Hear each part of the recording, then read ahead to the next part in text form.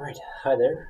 My name is Matt. I'm the respiratory educator with the Caring for My COPD program at Grand River Community Health Center, and this video is a demonstrational video for pursed lip breathing.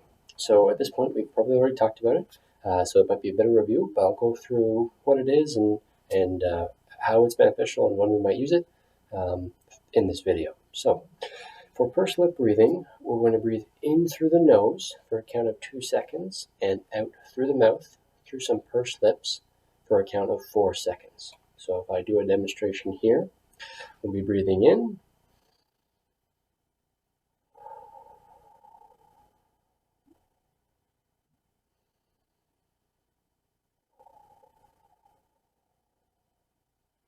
Okay, so we use the kind of saying it's like smelling the roses and then blowing on a hot bowl of soup.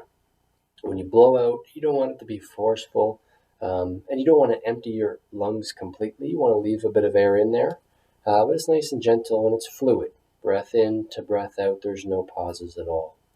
Now I use the ratio of 2 seconds in, 4 seconds out.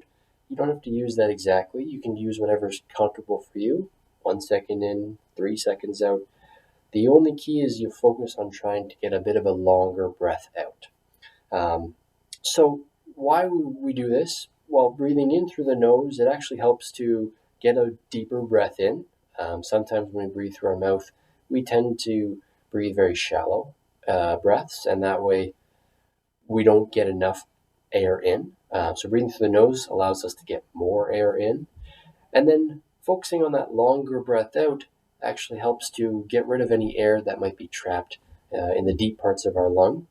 And getting rid of that trapped air can make room for new, cleaner air to come in and increase our oxygen levels.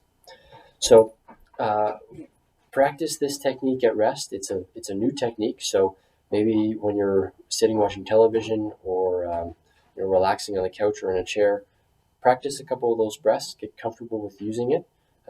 Then once you feel comfortable with it, try to incorporate it into your everyday life. So maybe when you're going up and down the stairs, or when you're out for a walk, or doing some household activities or any activities of daily living.